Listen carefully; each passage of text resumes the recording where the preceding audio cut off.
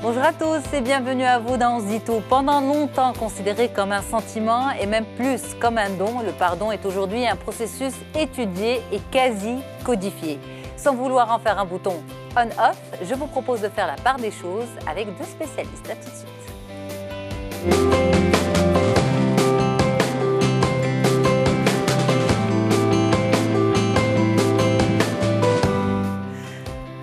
Et sur le plateau, je suis avec deux spécialistes. Soraya Drissi, bonjour. Bonjour. Merci d'être là, c'est un plaisir de vous avoir.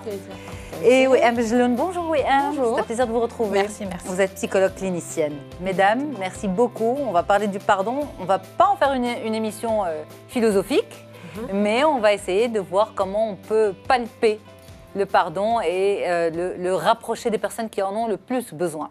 Alors, on va quand même aller sur des questions qui s'imposent.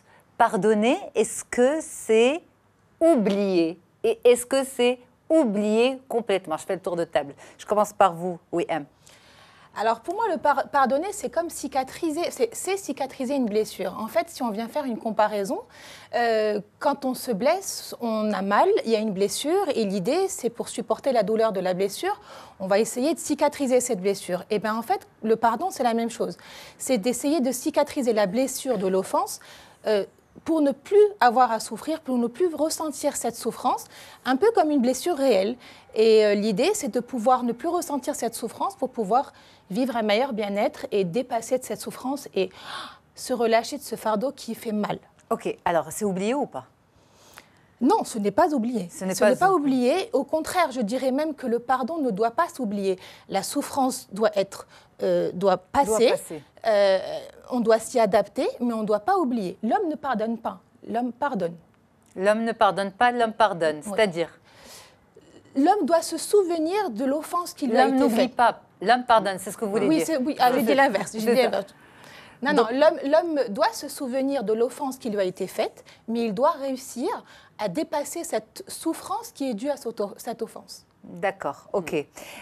Soraya, vous êtes d'accord? Le pardon, c'est pas l'oubli, c'est pas oublier? C'est pas du tout oublié et bien au contraire, enfin, s'il y a oubli, en fait, on va vérifier où est-ce qu'il y a eu un déni ou complètement un rejet par rapport à la situation. Ok.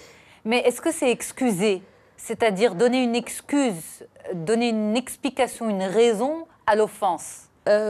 Non plus, enfin non, ce n'est pas donner une excuse, mais il y a quand même une forme de compréhension, d'empathie envers la personne. Je ne l'excuse pas, je n'excuse pas l'acte. Je pourrais éventuellement pardonner à la personne, mais je peux ne pas lui pardonner l'acte en lui-même. Donc en fait, je n'excuse pas cet acte-là. Par contre, effectivement, je peux avoir un certain recul et ressentir une forme d'empathie ou une forme de compréhension. Qu'est-ce qui a fait que cette personne, elle s'est comportée de cette manière-là à ce moment-là? Alors, on va aller au fur et à mesure sur différentes questions, mais si c'est possible d'illustrer tout ça par un cas pratique. Je vous donne un exemple. Exemple classique du couple où il y a eu adultère. L'homme a trompé sa femme. Et donc, elle décide de lui pardonner. Mais on ne va pas encore rentrer dans ce que vous, les spécialistes, vous appelez pardonner, ok? Donc, vous me suivez dans mon histoire. On essaie. Voilà. Donc, elle décide de lui pardonner et de rester avec lui et de continuer la vie à deux. Mais elle reste en quelque sorte sur ses gardes. Elle reste sur ses gardes et au moindre faux pas qu'elle pourrait considérer comme faux pas ou comme menace, elle réagit négativement. Et en fait, elle peut lui dire, après une sortie, un tête-à-tête, une soirée, lui dire « je t'ai vu regarder X, je t'ai vu sourire à Y », et alors que pour lui, il n'était absolument pas dans ces faits-là. Mais il lui dit « écoute, pourquoi tu ne veux pas oublier? Pourquoi tu ne veux pas dépasser ça ?» Donc, dans ce contexte-là, qu'est-ce qui est pardonné, qu'est-ce qui est oublié, qu'est-ce qui est excusé, comment on peut les mettre à votre sauce à vous, les spécialistes? Est-ce que la vraie question que devrait lui poser le mari, est-ce que pourquoi tu ne veux pas oublier ou est-ce que pourquoi tu ne veux pas me faire confiance? Alors après, peut-être que ça se mélange et que la confiance fait partie du pardon, mais peut-être que la colère de cette dame n'est pas encore passée. Moi, ce sur quoi vraiment j'ai envie d'insister, c'est que dans la colère, et dans le pardon, il y a la colère. Il y a peut-être parfois la haine, il y a un désir de vengeance, il y a beaucoup de rancune, de rancœur, d'offense, etc. Dans le processus. Dans le processus. On va le détailler tout ouais, à l'heure. On va le détailler. Mais le manque de confiance en fait partie. Et il faut peut-être lui laisser le temps. Il faut qu'elle se laisse le temps et il faut que son mari lui laisse le temps et il faut que le temps fasse son travail qui lui permette à elle, non pas d'oublier l'acte que son mari a fait, parce qu'il est là, il restera. C'est comme la cicatrice dont j'ai parlé tout à l'heure. On est blessé, la cicatrice reste. Mais il faut que petit à petit, elle arrive à avaler et dépasser pour ne plus rester dans ce manque de confiance ou dans cette colère et pour pouvoir juste ne plus porter ce fardeau qui ne lui appartient pas. Il appartient à son mari et il faut qu'elle se détache de l'erreur que lui a faite parce que ce n'est pas son erreur. Ce qui arrive bien souvent, c'est que dans le pardon, quand l'autre fait une erreur, parfois on culpabilise parce que c'est plus facile de porter la faute sur soi, parce que c'est comme ça qu'on l'accepte plus facilement que d'aller trouver l'autre et de dire c'est lui qui est coupable. Parfois, on se responsabilise un peu trop. Mais ça aussi... Soraya, vous en dites quoi oui, de cette histoire d'adultère aussi par rapport... Parce que quand vous dites il ne faut pas oublier, tout à l'heure vous dites le pardon, ce n'est pas l'oubli. Il faut se souvenir de l'acte. Mais par exemple, dans le cas de l'adultère, rester avec une personne et se souvenir constamment, garder en tête qu'il y a eu tromperie, qu'il y a eu adultère. Oui, c'est-à-dire qu'en fait, on se souvient le temps que le pardon fasse son chemin, que le processus arrive jusqu'au bout. J'ai besoin de me rappeler, parce qu'en me rappelant, je fais sortir un certain nombre d'émotions, on en parlera un peu plus en détail tout à l'heure, c'est-à-dire je prends conscience en quoi ça m'a touchée, qu'est-ce que ça a affecté chez moi, qu'est-ce qui se passe dans le couple, qu'est-ce qui a fait que... Il n'y a pas de déni. Il n'y a pas de déni. Alors, ça serait bien justement de rentrer dans les étapes du pardon. On abordera le déni tout à l'heure à travers un autre exemple. Mais par exemple, restons sur ce cas d'adultère. Ça explose entre les deux, entre l'époux et sa femme. Et puis, il demande pardon. Il demande pardon. Dans la tête de ce monsieur, je ne dis pas dans la tête de toutes les personnes, mais de tous les hommes, mais dans la tête de ce monsieur, pour lui, il a demandé pardon. Hop, c'est sur place que la situation va se rétablir. C'est comme ça que le perçoivent les gens, non souvent. À tort. Mais c'est comme ça que c'est perçu. J'ai demandé pardon, ça va se rétablir sur le champ. J'ai presque envie de dire, demander pardon trop facilement, c'est exactement la même chose que de pardonner trop facilement. Non. Le pardon doit vraiment être ressenti par celui qui le demande et il faut qu'il sache le formuler. Il y a une manière de le formuler aussi. C'est pas juste dire « ouais, excuse-moi ». Dis quoi, excuse-moi. Non, c'est pas ça. La meilleure manière de demander pardon, c'est de dire « je me mets à ta place, je comprends ce que tu dois ressentir, je t'explique pourquoi j'ai fait ça, je m'en veux, je ressens ce que tu ressens et s'il te plaît, excuse-moi ». Là, c'est vraiment un vrai pardon où on ressent le ressenti de l'autre et son ressenti à soi. Et donc, du coup, on respecte l'autre et on se respecte nous-mêmes. D'accord. Et quand on donne son pardon... Soraya, tu disais tout à l'heure le déni. Oui, quand on est dans le déni, dans ce désir d'oublier vite, d'éviter, de vite passer à autre chose, de dire oui, mais bon, c'est pardonner trop vite, c'est la même chose.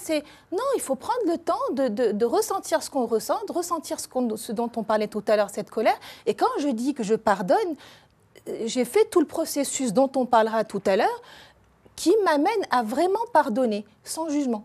D'accord. Mais justement, cette histoire de... Je demande pardon et j'attends de l'autre de passer à autre chose. Ça, c'est une deuxième agression, une deuxième... Oui, et qui peut après être expliquée. C'est-à-dire qu'effectivement, j'ai besoin de passer par un certain nombre d'étapes qui vont me permettre en fait vraiment de te pardonner, d'aller construire une nouvelle forme, parce que c'est clair, ça ne s'oublie pas, mais je n'ai pas besoin de revenir dessus. Donc, ok, c'est important que la personne demande pardon.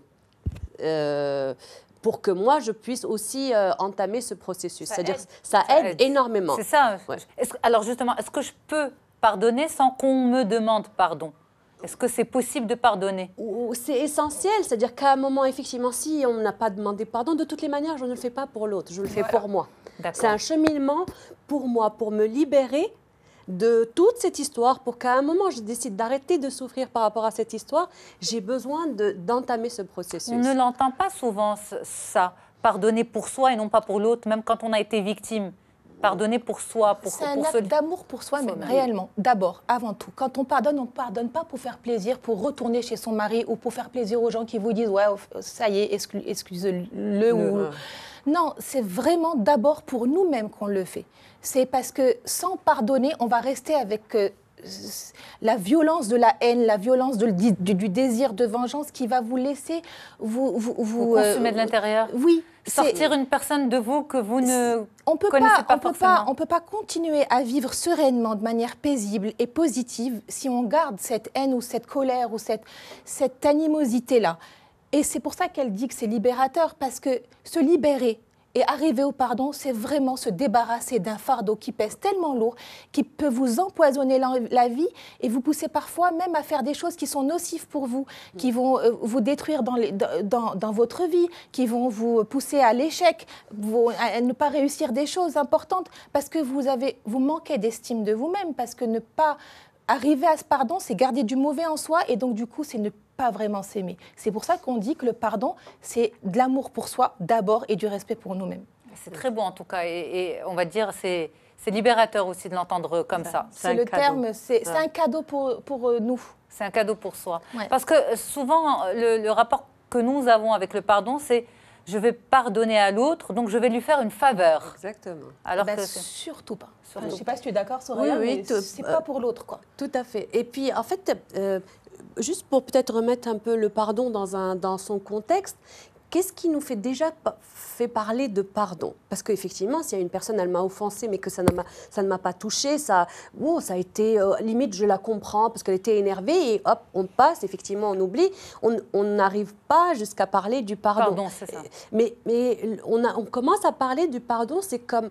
Quand la personne, non seulement elle m'offense, mais en plus je culpabilise parce que je n'ai pas su me défendre, poser une certaine limite, peut-être faire autrement, parce que je reste dans ce blâme. Et c'est ce qui fait qu'en fait, on parle de pardon, mais comme quelque chose de lourd et comment je vais y arriver, etc. Parce que d'abord, comment je vais arriver à me pardonner et à arrêter de culpabiliser par rapport à cette situation. Ça arrive même dans le cas de l'adultère, ça? Ça arrive même dans le cas de l'adultère. Surtout quand l'autre vous dit « mais excuse-moi, pourquoi tu ne m'excuses pas ?»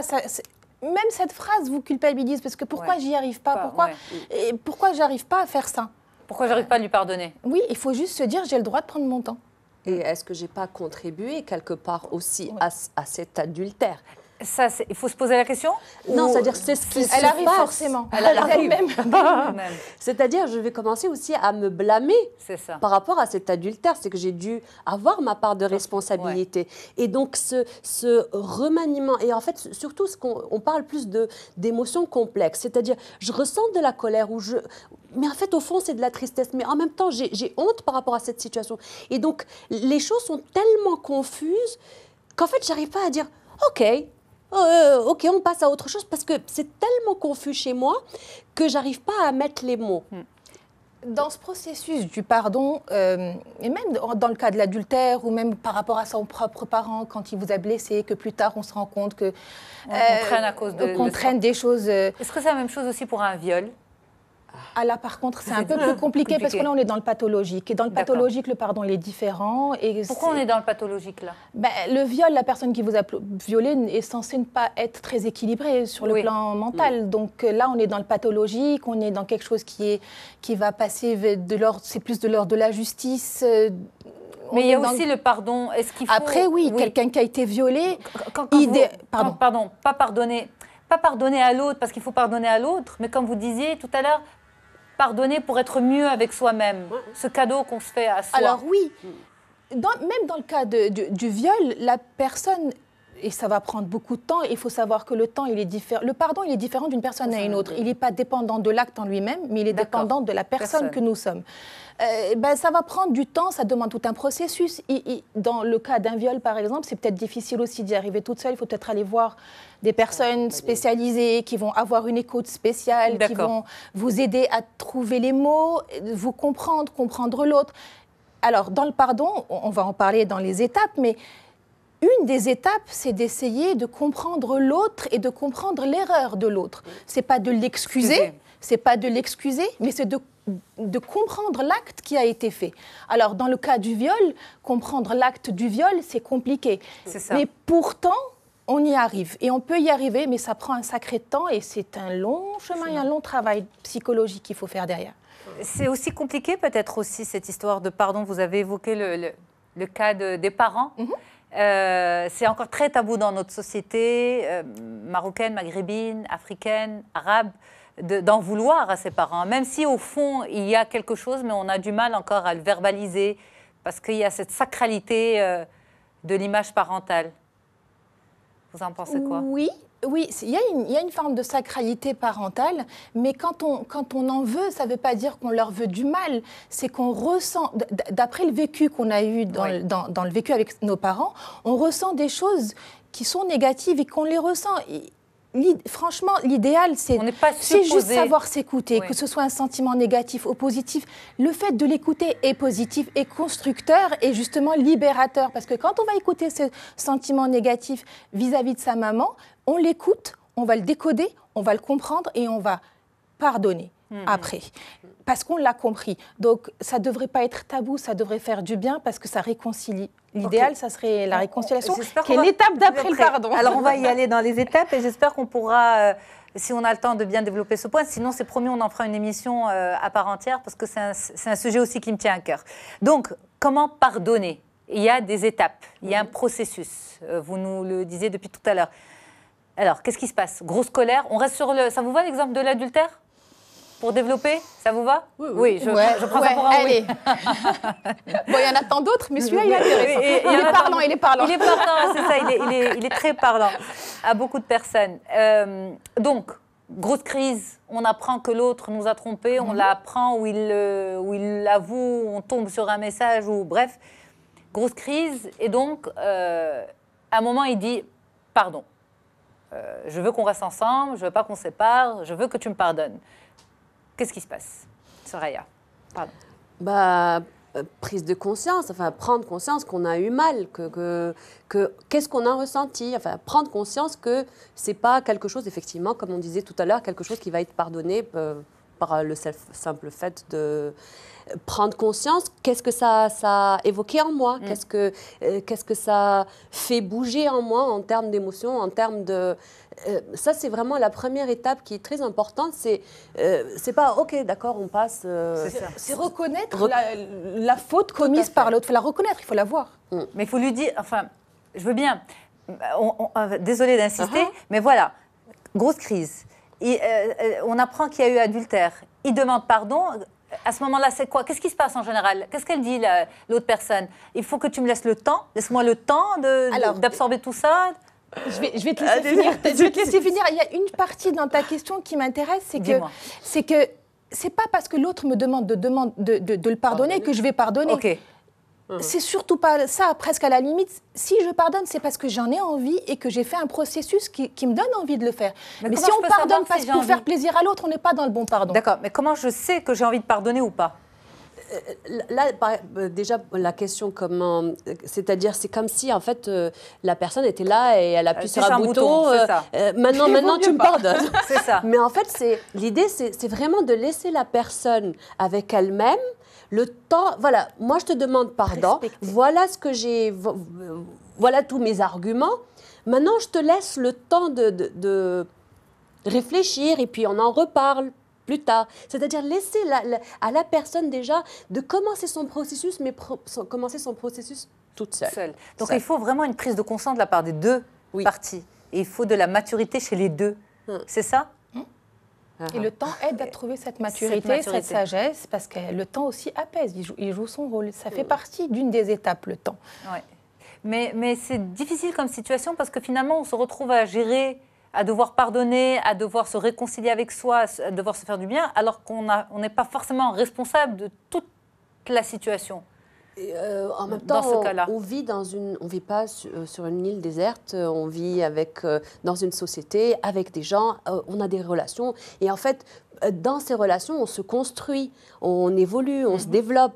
Donc, on a besoin de cet échange, peut-être même de certaines erreurs, de certaines fautes. On ne les appelle pas, on ne veut pas qu'il y ait que des erreurs. Ça. Mais en tout cas, c'est dans ce genre d'interaction que le couple se développe, si on prend ce cas-là. C'est dans ce genre d'interaction que le couple se solidifie, devient un peu plus fort, si on arrive à dépasser ensemble, la main dans la main, ce genre de situation. Tout à fait d'accord. En fait, il faut d'abord avoir envie et de décider que je n'ai plus envie de souffrir, et j'ai envie de m'en sortir, et j'ai envie que mon couple s'en sorte. Ça, pour moi, c'est la première étape.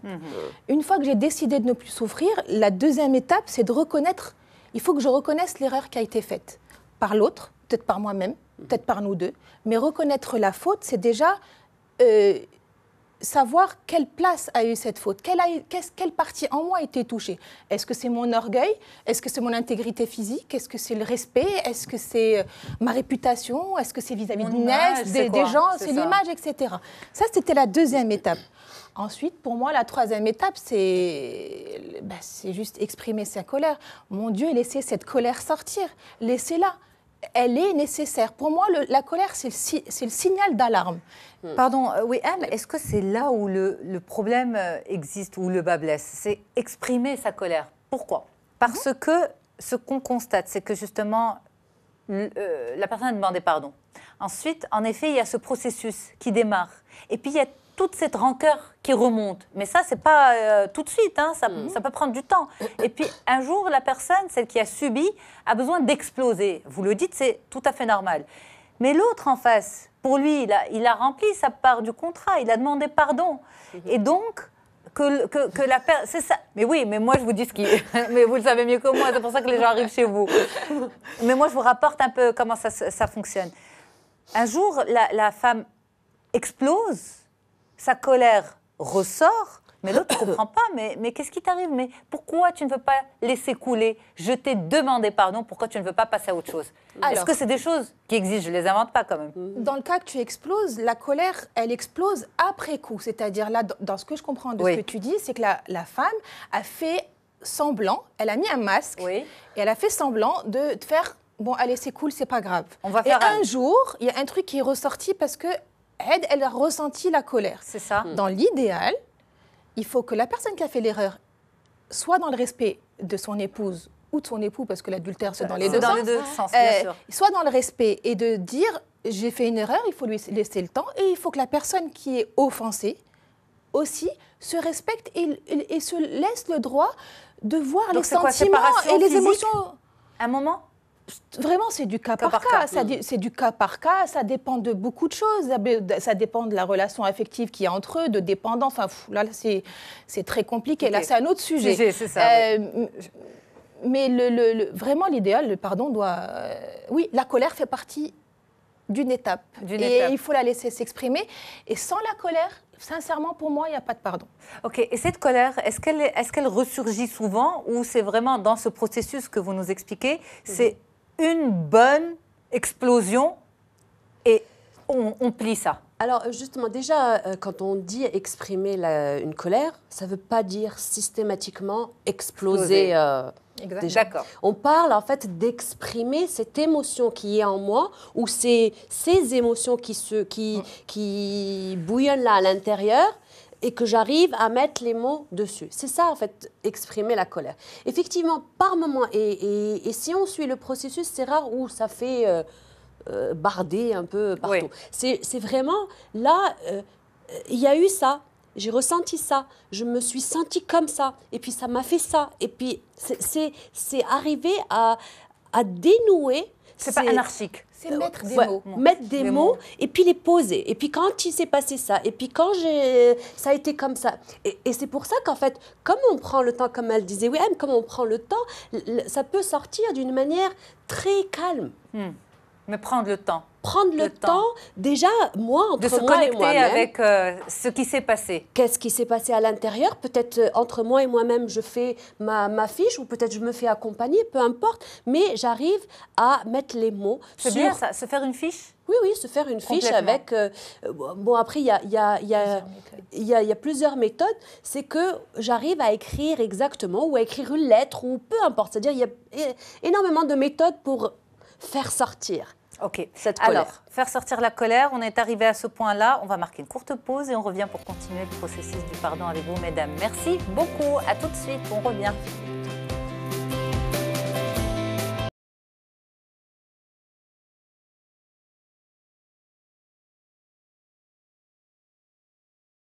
On continue avec vous sur Médiane TV dans 11 Zito. Aujourd'hui, on essaie de tout vous dire sur le pardon. Le pardon, est-ce que c'est un oubli? Visiblement non. Selon nos spécialistes, c'est un vrai processus qui permet de prendre soin de soi et qui permet de s'autoriser justement de dépasser une grosse douleur sans oublier sa cicatrice. Voilà, je suis en studio avec deux intervenantes. Je suis avec Soraya Drissi et oui, Amel Jeloun, coach hypnothérapeute et psychologue clinicienne.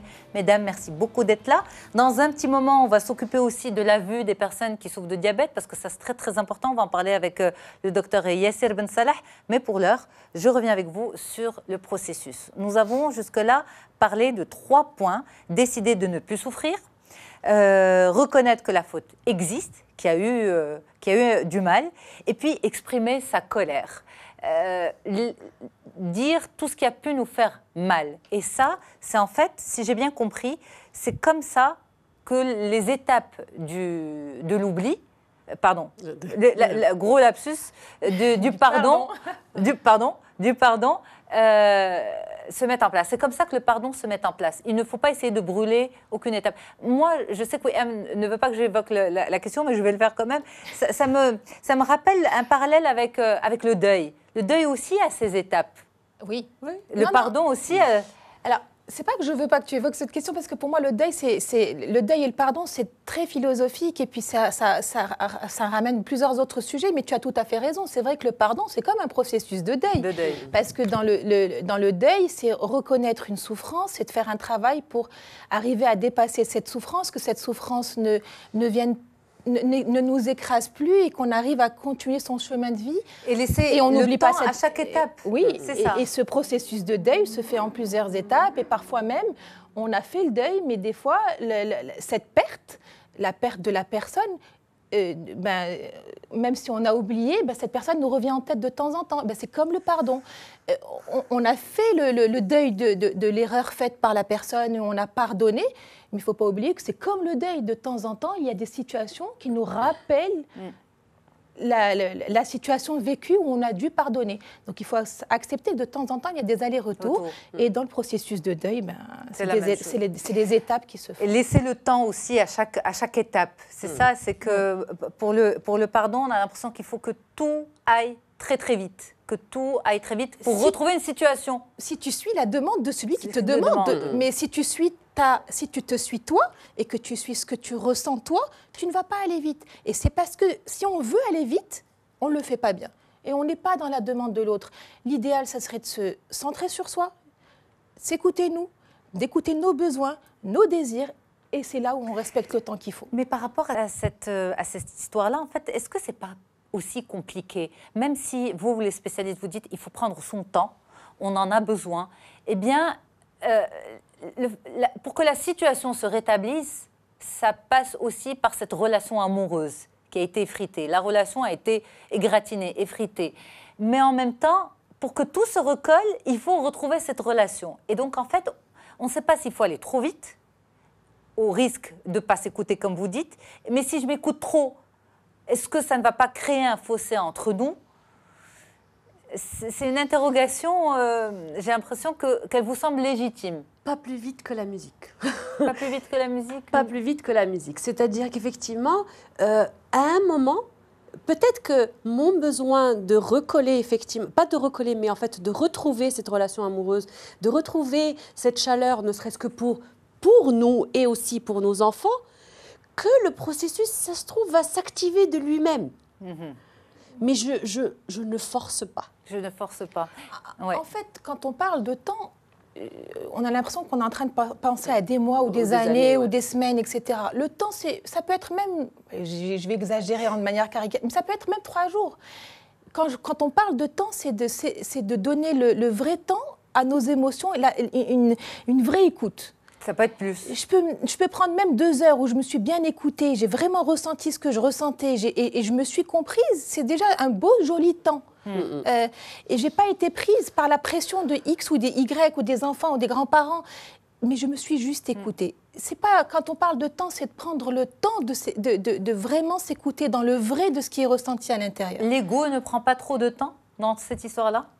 Alors, quand il y a l'ego, ça fait partie de la réflexion. Et justement, quand on prend le temps, on voit ce que je disais tout à l'heure. Qu'est-ce qui a été blessé? Est-ce que c'est mon ego, mon orgueil, ma réputation, mon image? Et quand on voit que c'est l'ego, ben, en fait, on se dit, bon, là, je crois que c'est l'ego, c'est pas très juste. Et là, ça va m'aider à avancer. C'est ça. Vraiment être lucide avec soi-même. Est-ce qu'on est tous outillés pour pouvoir faire ça? Est-ce qu'on est tous capables d'avoir cette lucidité, d'analyse? On est tous capables de se recentrer, de se parler à nous-mêmes si on veut bien le faire. C'est pour ça que tout à l'heure, en première étape, on a dit il faut juste décider de ne plus souffrir, mais il faut aussi décider de se parler de manière sincère, vraie. Je pense qu'on est tous capables de le faire si on en a envie. Si on en a envie. Exact. Tu es d'accord, Soraya? Oui, alors, parfaitement. La culpabilité aussi, arrêter de culpabiliser vis-à-vis de la situation. Ça, c'est la 4e étape pour moi. Oui. C'est important. Oui, c'est très important parce qu'effectivement, comme on disait tout à l'heure, c'est si j'ai du mal à pardonner, c'est que déjà je me suis mise à me blâmer, à m'auto-blâmer par rapport à cette situation. Et c'est ça, limite, en tout cas personnellement, ce que je trouve, ce qui complique en fait la phase du pardon, c'est cette étape-là qui va me bloquer. Mais je me suis permis, et j'ai fait ça, et j'ai permis ça, et donc c'est de ma faute, et comment j'ai pu ne pas faire autrement, et j'aurais dû... Et ça, en fait, c'est ce qui ralentit le processus. Tant que je ne suis pas arrivée à sortir de cette phase de culpabilisation et à me dire qu'en fait, si ça s'est fait comme ça, c'est que peut-être ça devait se faire comme ça. Là où je suis aujourd'hui, dans le ici et maintenant, je ne peux rien faire là-bas. Là-bas, c'est très loin, je ne peux rien changer. Par contre, ici et maintenant, je peux éventuellement changer ma manière de voir les choses, d'aborder un certain nombre de choses, peut-être en discuter, etc. Mais il faudrait que il serait nécessaire que j'arrête de me blâmer par rapport à cette situation. Et il y a le blâme, la culpabilité, et puis il y a l'autre versant, c'est la victimisation. Bien sûr, c'est ça. Exactement. C'est un homme skina, voilà, on m'a fait, et puis moi, et puis moi, et puis moi, et puis moi. Et en fait, finalement, c'est comme si j'y trouvais un certain confort. Ça arrive. Ça a des bénéfices Ça a des secondaires. bénéfices. On est bien entourés. On nous aime, on nous écoute, on pleure pour nous, on compatit, etc. Donc, en fait, ça... C'est un profil pathologique, honnêtement? Pas seulement. Non? C'est pas un profil pathologique? Une personne qui a besoin d'être constamment soutenue et donc... Ça dépend du temps qu'elle y a mis, mais Oui, c'est un exactement. bénéfice secondaire. Il faut aussi avoir les bons côtés des choses. Mais c'est pas pathologique, Non, la vérité, se victimiser de trop... Se victimiser, c'est une des étapes. Il faut aussi avoir envie de sortir de cette victimisation. Moi, je te rejoins complètement. Mais c'est aussi, ça permet de consolider, de se rendre plus fort. Ça a un bénéfice. Oui. Ça a un bénéfice. Après, comme elle dit... ça fait partie du processus. Il faut en sortir. Il faut en sortir à un moment donné. C'est combien de temps je passe dedans? Est-ce que je me complais dedans et en fait, finalement, je me rends compte qu'en fait, ces stratégies, en fait, elles marchent bien parce que j'arrive à avoir ce que je veux ou en fait, à un moment, il va falloir que je me prenne en main, que je prenne mes responsabilités par rapport aux situations. Et c'est ça que vous appelez devenir acteur de sa vie? Alors, Se reprendre en main? Oui. C'est ça. Oui, exactement. Ça, c'était... Une fois qu'on a... C'est vraiment la fin du processus de pardon, c'est décider de redevenir acteur de sa vie, c'est-à-dire qu'en gros, maintenant, c'est moi qui décide, j'ai pardonné, j'avance, je me suis débarrassée de ce fardeau, la vie m'appartient, et la vie va être jolie, et je vais arriver à ce que tout soit bien, parce que je me suis débarrassée du poids de l'erreur de l'autre, ou de la faute de l'autre, ou de l'offense de l'autre. Par rapport à ce sujet, en fait, on ne peut pas l'étudier, le discuter sous tous ses angles parce que il y a différents pardons. Il y a différentes causes aussi. Là, on a fait le parallèle avec l'adultère tout au long de l'émission, mais il y a aussi le volet de la famille, la fratrie, les parents. Ça, c'est une émission toute seule. Et puis, il y a aussi le gros volet du viol aussi. Comment se reconstruire et comment se pardonner, parce qu'il y a beaucoup de personnes qui ont vécu un viol, qui s'auto-blâment, qui se blâment de ce qui s'est passé, qui s'en veulent, à tort bien sûr. Ça aussi, c'est une émission à part entière. En tout cas, mesdames, merci beaucoup de nous avoir simplifié ce processus, de l'avoir vraiment vous l'avez vraiment rendu plus concret. Et j'espère qu'on a été d'un peu d'aide à nos téléspectateurs aujourd'hui. Merci beaucoup. C'était un plaisir d'échanger avec vous. Soraya Drissi, coach et hypnothérapeute, et Wiham Benjeloun, psychologue clinicienne. Il va falloir revenir avec Ibtissam aussi. Et avec Soraya, avec plaisir de vous avoir, mesdames. Moi, je reste avec les téléspectateurs pour notre interview santé. Pour ceux qui n'ont pas compris pourquoi je disais Ibtissam, parce que Wiham et Ibtissam sont deux psychologues, elles sont deux sœurs et deux jumelles. Voilà. À tout de suite.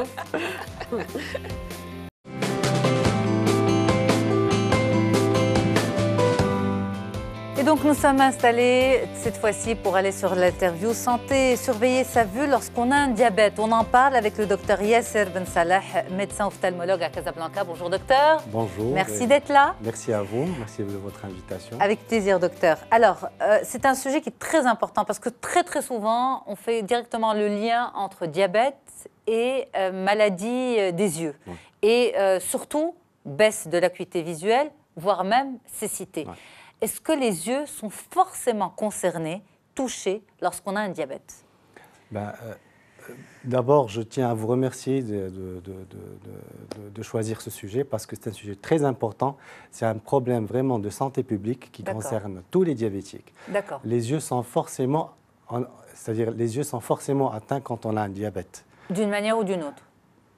On ne peut pas dire ça comme ça, mais il faut dire que 50% des diabétiques, après 10 ans d'évolution de diabète, vont développer certainement une rétinopathie diabétique. La rétinopathie diabétique, c'est quoi? C'est une complication qui est liée au diabète. Dans le nom, il y a la rétinopathie diabétique, ce qui veut dire que les yeux, la rétine du malade diabétique, elle est touchée par le diabète.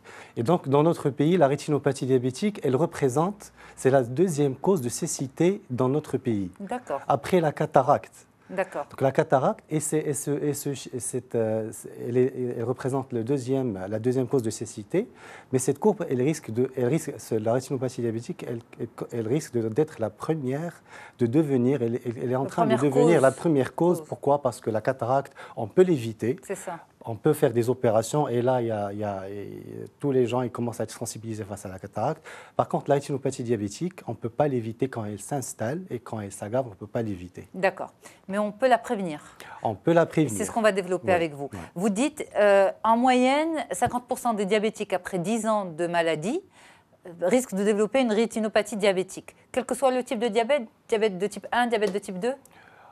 Le diabète de type 1, c'est vrai que ça commence à un âge très jeune. C'est ça. Donc, le diabète de type 1, il apparaît à un âge très jeune. Mais le diabète de type 2, c'est le plus fréquent au Maroc. C'est 80% des diabétiques au Maroc présentent un diabète de type 2. Le diabète de type 2, c'est un diabète qui est surtout lié à des facteurs de risque, comme l'obésité et la sédentarité. C'est ça. D'accord. Le diabète de type 1, c'est un diabète qui commence à l'âge jeune. C'est vrai qu'il est plus grave. Et c'est plus fréquent de trouver des rétinopathies diabétiques. Mais pourquoi dans notre pays, on parle surtout de diabète de type 2? Parce qu'il est plus fréquent. Ok, très bien. Donc, est-ce qu'on peut éviter qu'une rétinopathie diabétique ne s'installe chez un patient diabétique, pardon, docteur? C'est vrai qu'il y a des précautions à prendre. On peut pas l'éviter à 100%. Parce que ce qui permet d'éviter aux patients de développer une rétinopathie diabétique, c'est une surveillance régulière. Il faut surveiller régulièrement ses yeux. C'est-à-dire, un patient qui est diabétique, il faut qu'il se fasse surveiller ses yeux une fois par an. D'accord. C'est ça la règle pour un diabétique. Mais surveiller ses yeux peut-être, mais aussi équilibrer son diabète, surveiller son diabète. Quand je parle de surveiller ses yeux, c'est consulter l'ophtalmo. Oui. Maintenant, il y a une collaboration étroite qui existe entre médecin endocrinologue ou médecin traitant ou médecin généraliste qui s'occupe du diabète et l'ophtalmologue. D'accord.